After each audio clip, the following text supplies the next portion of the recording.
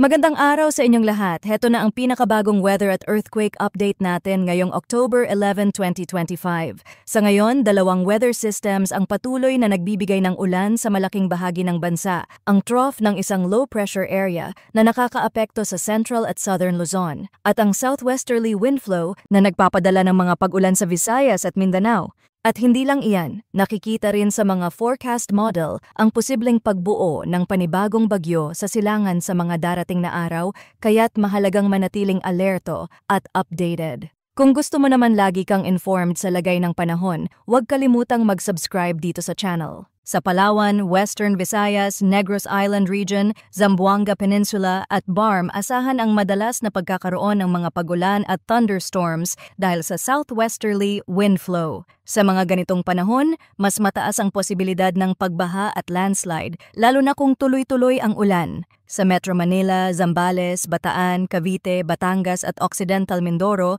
ganito rin ang magiging kondisyon ng panahon. Maulap na kalangitan na may mga pag-ulan dulot ng trough ng LPA. Paalala sa lahat, laging maging handa at huwag ipagsawalang bahala ang mga paalala ng lokal na pamahalaan. Samantala sa natitirang bahagi ng bansa, inaasahang bahagyang maulap hanggang maulap ang kalangitan. Maaring magkaroon ng localized thunderstorms lalo na sa hapon at gabi, kaya magandang magdala ng payong kung lalabas ng bahay. Ito ay karaniwang nangyayari kapag nagbabago na ang hanging habagat patungong amihan. Batay sa mga international forecast, ang kasalukuyang low pressure sa kanluran ay hindi na inaasahang magiging bagyo at posibleng matunaw habang kumikilos pa kanluran. Ngunit ang mas dapat pagtuunan ng pansin ay ang low pressure system na posibleng mabuo sa silangang bahagi ng bansa. Ayon sa mga modelo, kikilos ito pahilagang kanluran at may mataas na tsansang maging tropical depression o tropical storm kapag nakapasok sa ating teritoryo. Pero dahil ito ay long-range forecast pa, posibleng magbago pa ang direksyon at galaw nito sa mga susunod na araw. Sa kabilang banda, hindi lang panahon ang pinagtuunan ng pansin ngayong araw. Nagkaroon din ng magkakahiwalay na pagyanig sa Isabela at Davao Oriental. Bandang 12:54 AM, isang tectonic na lindol na may lakas na magnitude 4.2 ang yumanig sa karagatan malapit sa Maconacon, Isabela. Mababa ang inaasahang pinsala dahil medyo malalim ang focus pero ramdam pa rin ito sa mga karatig lugar. Ilang minuto bago yon, 12:48 AM, nagkaroon din ng magnitude 4.1 aftershock sa silangan ng Manay, Davao Oriental. Ito ay bahagi ng patuloy na aftershock sequence na sinusubaybayan pa rin ng mga eksperto. Mas matindi ang naranasan kahapon, October 10, nang dalawang malalakas na lindol ang yumugyug sa Davao Region. Unang tumama bandang 9:43 AM ang magnitude 7.4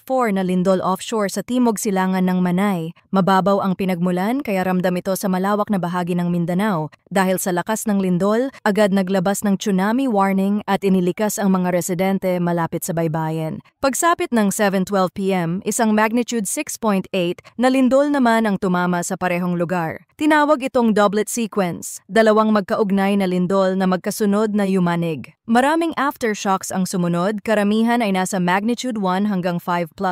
Sa epekto, ilang istruktura ang nagkaroon ng bitak at ilang gusali ang ininspeksyon agad ng mga engineer para matiyak kung ligtas pa itong gamitin. May mga preemptive evacuation din sa mga baybayin, may mga naantalang klase at power interruption sa ilang bayan. Mga kababayan, sa ganitong sitwasyon, napakahalaga ng maagap na paghahanda. Kung nasa coastal area, manatili muna sa mataas na lugar hanggang may malinaw na abiso ng kaligtasan. Kung nasa bulubundukin o matarik na lugar, obserbahan ang anumang senyales ng pagguho ng lupa. At kung may pinsala sa gusali o tahanan, magpalabas muna at magpa-assess bago bumalik. Laging tandaan, ang pagiging alerto at maagap ang susi para manatiling ligtas sa panahon ng kalamidad, mapabagyo man o lindol.